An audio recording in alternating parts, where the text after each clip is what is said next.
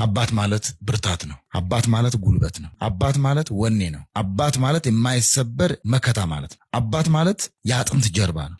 ባለፈው ጊዜ ስለ እናት አውርተን ነበር። አንዳንድ ሰዎች ምን እንዳሉ ታውቃለህ? ስለ አባት ብዙ ጊዜ አይነገርም። ለምንድን ነው ስለ አባት ብዙ ጊዜ የማይነገረው ይባላል። ስለ አባት ብዙ የማይባለው አባት በአባትነት ውስጥ ድርሻ ሳይኖረው ቀርቶ እኮ አይደለም። በውልደት ሕግ ግን ከአባት በላይ መስዋዕትነትን የምትከፍለው እናት ናት። ከአባት ዘር ከተከፈለበት ጊዜ አንስቶ በእናታችን ማህፀን ከተጸነስንበት ጊዜና ሰዓት አንስቶ 9 ወር ከ5 ቀን ያህል የበላችውን በልተን የጠጣችውን ጠጥተን የምንጋራው ከእናታችን ጋር ስለሆነ ትኩረት የሚሰጠው ለእናት በውልደት ውስጥ ካላት ትልቅ አስተዋጽኦ የተነሳ ነው። አባት ድርሻ የለውም ማለት አይደለም። አባት ማለት ይኸውልህ፣ አባት ማለት ብርታት ነው። አባት ማለት ጉልበት ነው። አባት ማለት ወኔ ነው። አባት ማለት የማይሰበር መከታ ማለት ነው። አባት ማለት የአጥንት ጀርባ ነው። ስለ አባት የማይነገረው ብዙ ጊዜ ለምንድን ነው ከተባለ እናት በውልደት ስርዓት ሕግ ውስጥ ትልቁን አስተዋጽኦ ስለምትይዝ ነው እንጂ ለአባቶቻችንም ትልቅ ክብር ሊኖረን ልናከብር ይገባል። አባትህን በሕይወትህ ስታከብር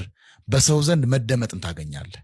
እናትህን ግን ስታከብር በሰው ዘንድ የተናገርከው ንግግር ስራ ላይ ይውልልሃል። አባትን ስታከብር ጸጋ ክብር ትለብሳለህ። ስለዚህ አባቶቻችሁን ልታከብሯቸውና ቀና ልታረዋቸው ይገባል ማለት ነው።